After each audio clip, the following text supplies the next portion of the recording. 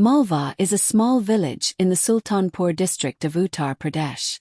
The village has a literacy rate of 75%, which is about 8% higher than the Uttar Pradesh average. This shows that the villagers are very serious about their children's education. In light of this, the parents of Arti, one of our subscribers, encourage her to pursue higher education. Their dream was for Arti to graduate from a good college and get a good job. But her parents had no idea the heavy price Arti would have to pay to fulfill this dream. The video serves as an important lesson for children who leave their villages for the first time to study in big cities. In the video you can see a screenshot of the email Arti sent us. Now, Ritu explains that she has been a very promising student since childhood. In many villages, it's still customary to marry off a girl after she passes the 12th grade. But her village was quite progressive, believing that girls should receive a good education. When Ritu scored very well in 12th grade, she told her family that she wanted to pursue a bachelor's degree from Delhi University. Her family said, "Yes, fine, you can find a college of your choice." Ritu then chose mathematics honors. Enrolled in a college on the south campus of Delhi University. I can't reveal the name of the college, but students from that college might comment after seeing this story. If anyone from that college wants to know, please let me know in the comments. Right. After all, Ritu was leaving her home for the first time. Since childhood, she had studied in her village school, where the medium of communication was Hindi. Although she had some difficulty switching from Hindi to English, she had made some good friends in her batch. They helped Ritu overcome this problem. Ritu says that her college life was going very well. In fact, she was achieving high ranks at Delhi University. Time passed slowly and eventually Ritu and her friends reached their final semester. By the time they reached their final semester, Ritu had even passed one of her postgraduate exams. She was set to pursue an MSc and PhD from the Tata Institute of Fundamental Research. But perhaps fate had other plans for them.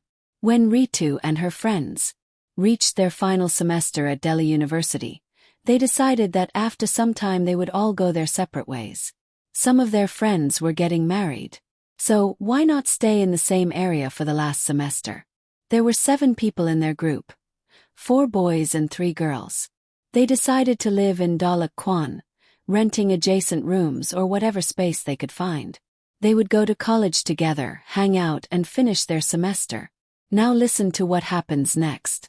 One evening after class the whole group, they went for a walk in Satya Niketan Park. Amit was also in the group. Amit had just passed some higher education exams and was to earn his master's degree from IIT Rourkela. They were all strolling in the park. Ritu told them that there was a peepal tree in Satya Niketan Park. While walking they passed by the peepal tree and saw a large box of sweets sitting under the tree. 3 vermilion marks were drawn in a straight line on the box. As soon as they saw the box, Ritu exclaimed, "Look, someone has placed so many sweets under the tree. People in our village say that all this happens due to witchcraft." Amit then said, "What kind of girl are you? You're going to study to become a scientist at Tata Steel, yet you believe in all these superstitions and dramas." Ritu was from the village. Absolutely innocent. She said, "This is what happens in our village." Amit, mocking Ritu, picks up a box of sweets from under the peepal tree, takes out a rasgulla, and forcibly shoves it into Ritu's mouth. He then gives it to some of his friends to eat. Then they go to college to meet their professor. The professor was very friendly with the entire group. They arrive at college, take out sweets and give them to her saying, "Sir, we have brought sweets for you." Everyone ate the sweets and Amit also said, "Look, Ritu was talking such nonsense." Everyone made fun of her again and, after sitting together for a while, returned to their rooms. Ritu explained that over the next 2 weeks, something gradually began to go wrong. Sometimes someone would feel unwell, sometimes someone would vomit or feel weak. But everyone assumed it was due to the change in weather. 15 days had passed since the sweets incident. Her professor drove 4 hours and 304 seconds from Ghaziabad to teach at the college. That day after teaching he was returning home. While crossing Daula Kwan Road, 2 girls suddenly came in front of his car. While trying to save them, the professor had a serious accident.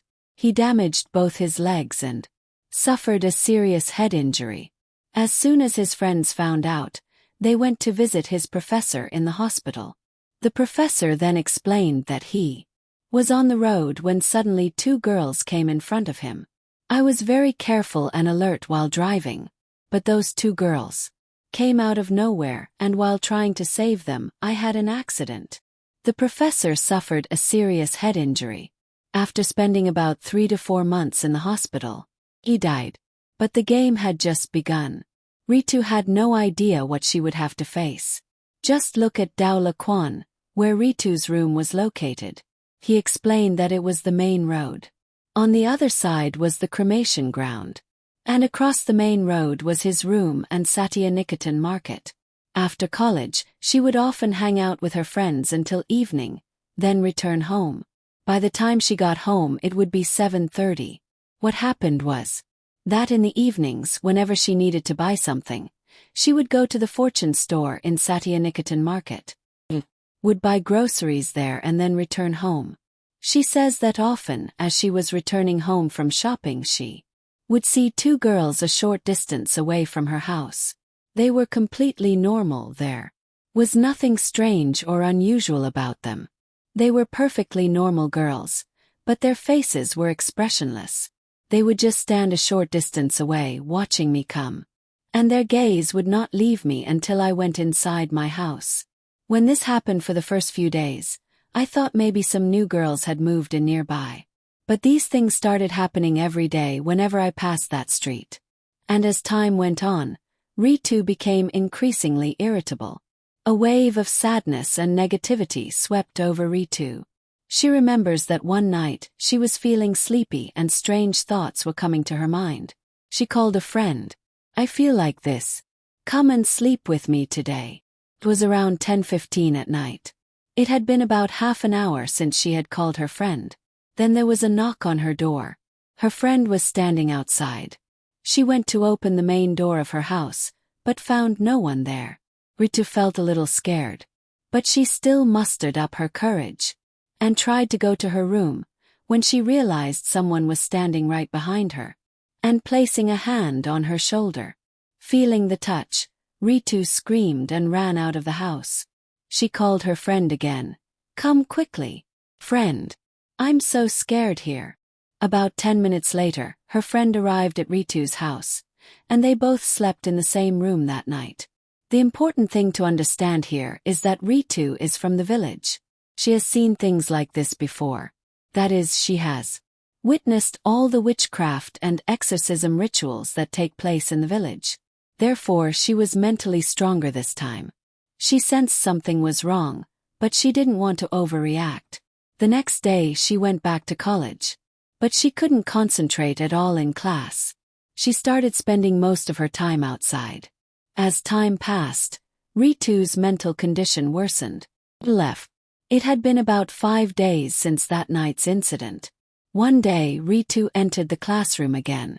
She was sitting with her friends, and there weren't many students in the class at the time.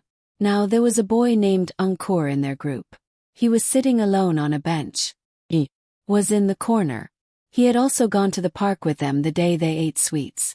Everyone in the class saw Ankur sitting on a bench in the corner. After a while, he took a piece of paper from his pocket.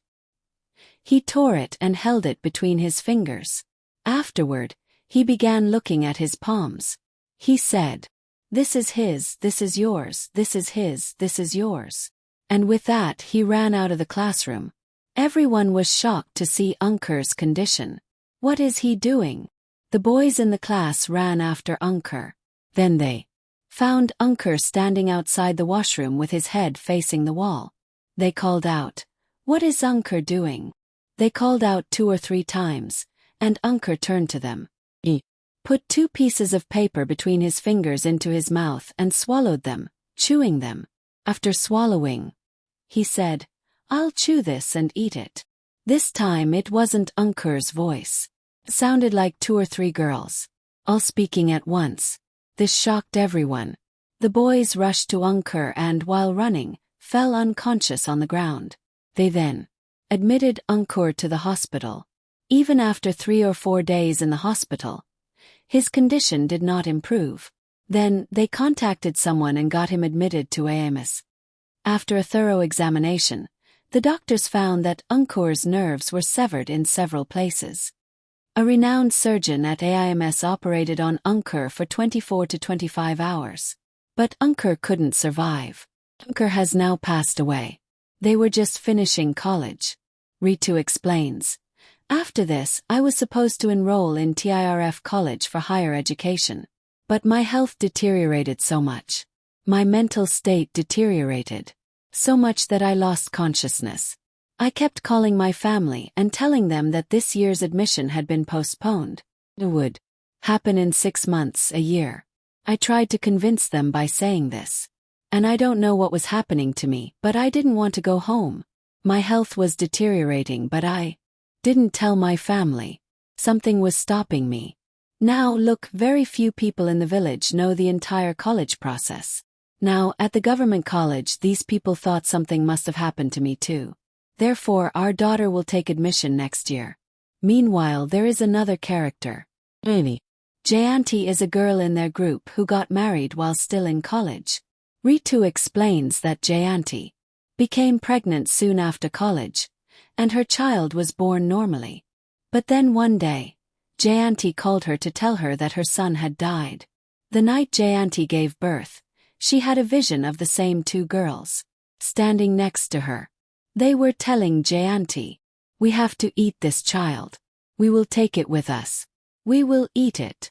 The next day the child died. Hearing all this, Ritu became even more sad. She couldn't understand what had happened to Ritu. Had a very strong mental strength, which had kept her going for so long. 6 months had passed since college. Meanwhile, but Ritu got a call from one of the girls in their group. "Hey, did you hear? Jayanti has committed suicide." Hearing this, Ritu was stunned. She told that till now she had seen only those 2 girls. But from the very next day after hearing this news, she started seeing Jayanti also. That night, when Ritu was sleeping on her bed, suddenly she woke up and saw Jayanti standing right next to her. Looking at Ritu, she said angrily, "It is because of you that I and my children lost our lives. You could have stopped me from eating sweets that day. You killed everyone. Did you survive too, Ritu?" Now these events began happening to Ritu again. Even during the day, she began seeing Jaiti around her. She said that at this point her depression had reached its peak and she finally had to tell her family about it. The very next day, Ritu's family arrived in Delhi and took her back to the village. They took her to see several clerics and pundits. But there was no improvement in Ritu's health. Now in the morning, Ritu got up and went straight to the kitchen. Her mother was cooking and Ritu began cursing her mother in Haryanvi. Her mother ran out of the kitchen screaming. Ritu ran after her, and at that very moment, Ritu's grandmother took Ganga water in her hand, recited some mantras and poured it on Ritu. Ritu fainted. Ritu writes her family told her that she had woken up that morning, abusing them in Haryanvi. When Ritu fainted, they noticed that 2 of her teeth were stuck together. After some time, Ritu opened her eyes and began shivering violently. That same day, Ritu's father had called a very accomplished priest to their house. This priest's name was Mahavirji. He came and examined Ritu and said, "We will perform the yagna tomorrow night. I will start the yagna at 3 o'clock in the morning, and these are all the things you need to bring." The next day, around 8:30 p.m., Pandit Ji left the house to go to Ritu's village. Just an hour later, Ritu's father received a call that Pandit Ji had been admitted to the hospital. He had been in an accident. Ritu's father arrived at the hospital with some villagers, and Panditji recounted, "I was riding my motorcycle and suddenly I felt Someone grab me from behind and throw me. Panditji's statement was recorded that night, and exactly 12 days later, Panditji passed away. Imagine how powerful this spirit must be, and you'll find out why later. Ritu's father was very worried and wanted to save his daughter. At this point, he contacted a priest from the Gorakhnath Math. The priest advised him to take his daughter to Mihandapur Balaji immediately. The priest said, "Her treatment is possible there. No one else can save her." Ritu writes that they were on their way to Mihandapur Balaji and she experienced unbearable pain the entire way. She wrote, "My father told me I was convulsing all the way, as if I was going to die." Ritu tried to harm herself several times along the way, but 3 or 4 people in the car held her back. They went to Mihandapur Balaji. Ritu underwent all the necessary exorcisms there. Now, for days after returning home, Ritu is completely back to normal. Now comes the story that will send chills down your spine. When Ritu's family and several priests investigated the incident, they discovered that the spirits of 2 girls had previously lived together in a PG. Both had boyfriends, and their PG was in the Satya Niketan area. It so happened that both girls became pregnant by their boyfriends. As soon as their boyfriends found out, they left their girlfriends, saying, "We can't continue from here. It's too risky for us." The girls loved each other so much that they rebelled against their entire families and vowed to marry only one of them. But they refused to marry, and both committed suicide together in the same room. Ritu writes that both girls were buried in a nearby cremation ground. After this, everyone living in that room began experiencing strange feelings and even seeing the girls. The PG owner then called a tantric and performed a puja and, according to the puja, their spirits were bound to the peepal tree. The tantric had said that sweets should be taken and kept under that peepal tree for 7 days. And brother, this is the sweet that Ritu and her group ate that day. It often happens that our mothers or grandmothers tell us not to eat anything offered to us. If we see sweets lying around, don't pick them up. If there's fallen vermilion or thread, don't step on it. So, brother, this is how it is in this society. 'Cause we've become so modern, we think our lifestyle has changed so much. We've become so advanced, so who will pay attention to all this? And what can happen if we don't pay attention? That's what you saw in today's video. If your mother, or grandmother, or any elder ever forbade you from doing something, brother, don't touch it, don't eat it, and be sure to tell us in the comments section. Priest also explained that Ritu survived because she was mentally strong. She didn't surrender to the spirits. That's why she's still alive. Ritu writes that she wasted years trying to recover and heal from this incident. Finally, in 2022, Ritu picked herself up again. She even cleared the UPSC mains, but despite reaching the finals, she wasn't selected. Currently, Ritu has secured a job in the Uttar Pradesh government's irrigation department. She writes, "I'm still waiting for my joining. But if I hadn't made that mistake that day, I would have been in a much better position today." She also told that TFR selects 10 students each from physics, chemistry, and mathematics every year. There are 30 seats for science. And she secured one of them. I thought about how it would feel to have a dream come true. So that was the whole story. If you know of a similar incident, you can send me your story at the email address given below. See you in the next video. Till then, take care and Har Har Mahadev.